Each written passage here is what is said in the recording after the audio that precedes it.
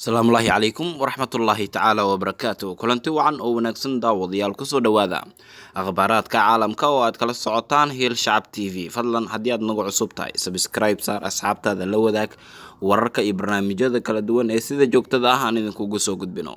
Qodobada warkayga aad ku daawan doontaan ayaa waxaa ka mid ah laba ka mid ah dadkii kufsiga iyo dilka isugu daray Caaisha Ilyas oo ahayd gabar da'yar oo sanad ka hor lagu farxumeeyay laguna dilay deegaano ka tirsan Puntland ayaa la toogtay iyadoo mid ka mid ah raggii falkaasi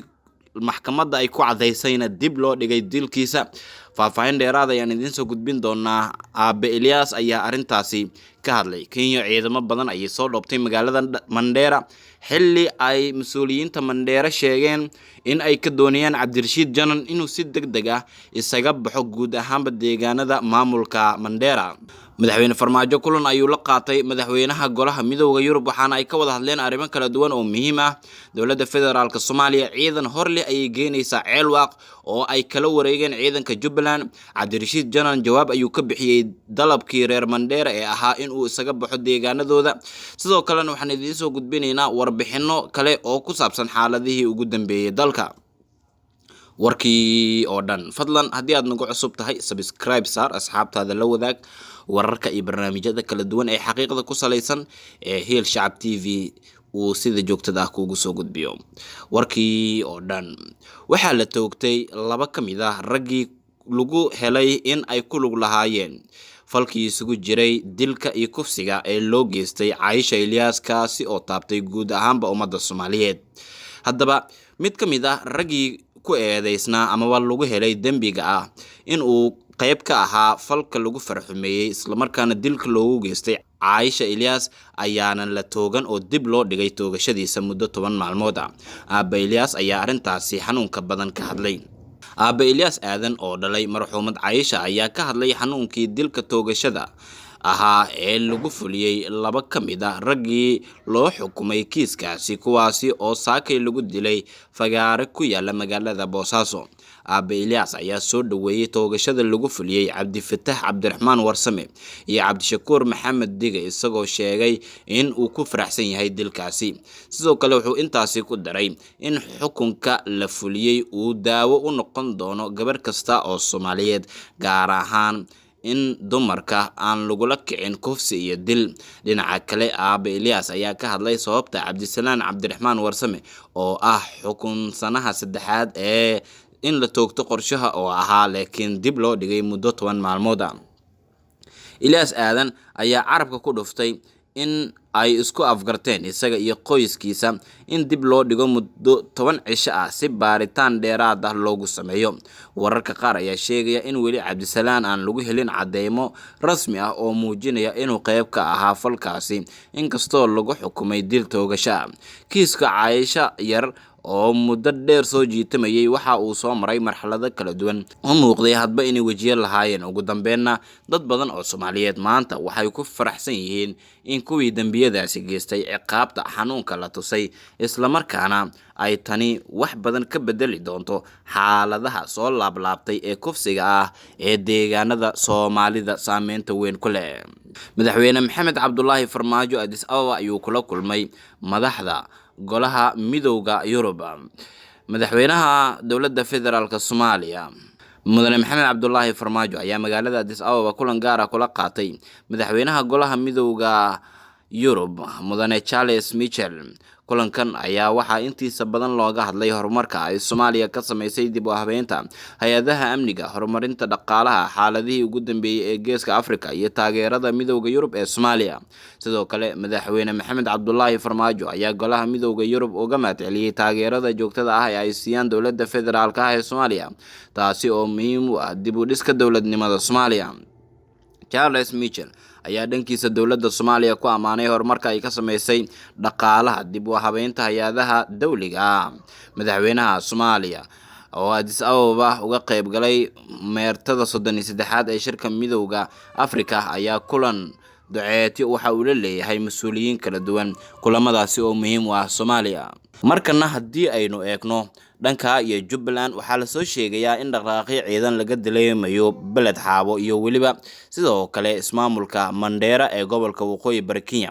kadib markii mas'uuliyiinta ismaamulka Mandera ay dalbadeen in Cabdirashiid Janan uu isaga baxo deegaanadooda iyagoo ka cabsi qaba in dagaal halkaasi uu ka dhaco hase ahaatee waxaa la soo sheegayaa in Mandera ciidan fara badan ay keentay Kenya halkaasi oo ay doonayaan in ammaanka ay adkeeyaan sidoo kale dadka deegaanka ayaa cabsi ka muujinaya xiisadda ka taagan Mandera dhaqdhaqaaqyada ciidan ee halkaasi ka jira arrintan ayaa ku soo aadaysa iyadoo shalay senatarada xildhibaanada laga soo doorto maamulka Mandera oo uu hogaaminayay gudoomiyaha ismaamulka Mandera Cali Rooba ay isku afgarteen in qalqalka amni ee uu keenay Cabdirashiid Janan gabi ahaanba la soo gabagabeeyo isla markaana Cabdirashiid uu isaga baxo isaga iyo ciidankiisa iyo madaxweyne ku-xigeenka koowaad ee Jubbaland magaalada Mandera oo hotel ku yaala uu degan yahay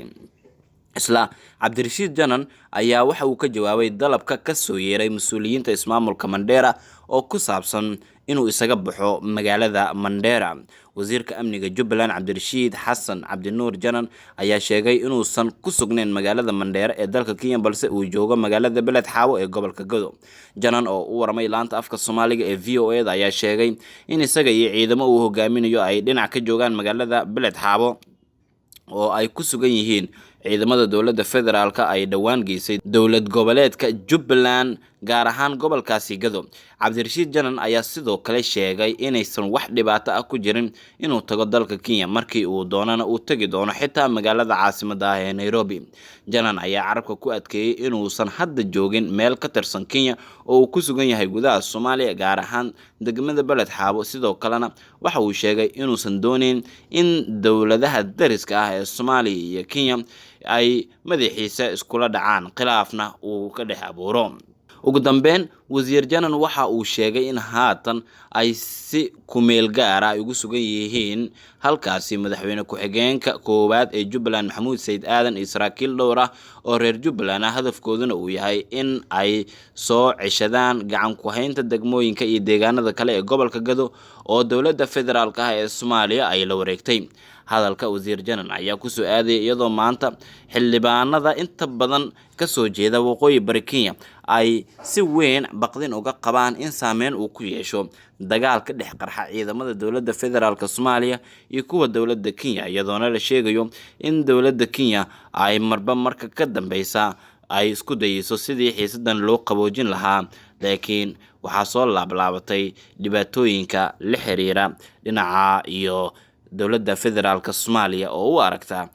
dowladda Kenya in ay ku gacan siinayso Jubbaland sidii ay uga hor imaan lahayd federaalka Soomaaliya isla wararkii ugu dambeeyay haddii aynu eegno waxaa la soo sheegayaa in madaxweynaha Jubbaland Axmed Maxamed Islaam Axmed Madoobe uu kulamo kula leeyahay magaalada Kismaayo beesha caalamka waxa uu la kulmay mas'uuliyiin ka socda dowladda Mareykanka sidoo kale maanta ayaa la rajeynayaa Axmed Madoobe inuu kulan la qaato mas'uuliyiin ka socda howlgalka Afrika ee dowladda Mareykanka ee hogaamiso ee lagula dagaalamo argagixisada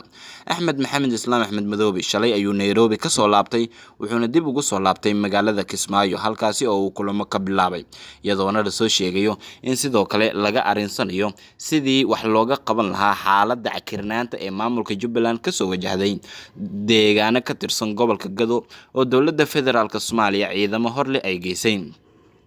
ciidamadan ayaa la sheegay in ay yihiin kuwa kala wareegay Jubbaland halkaasi iyadoona sidoo kale qorshayaasha dadka indheer garadka ah ay sheegayaan ay ka mid tahay in dowladda federaalka Soomaaliya ay doonayso inay qabsato Bu'aale kadibna halkaasi ay doorasho ku qabato taasi oo ay doonayso inay ugu aqoonsato mid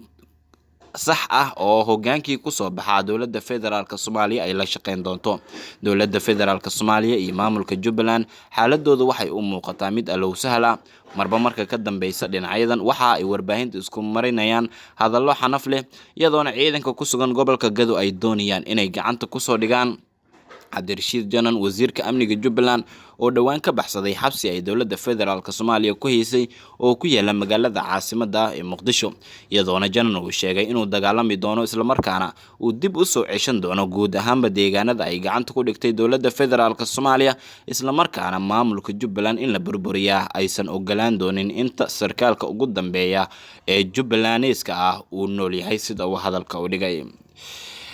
وهجاك داودي هدي أدنى عصبت هاي سبسكرايب صار أصحاب هذا لو ذاك ورركا إيوه وليبا برنامج هذا كلا دوان إيه سيدا جوكت ده هنين كوجو سوقت بينو هي الشعب تي في وحو كتير سيني وتاجر هذا أنت أنا وحاي نوجي دي الوركي عالم كا وقت كلا السعوتين هي الشعب تي في.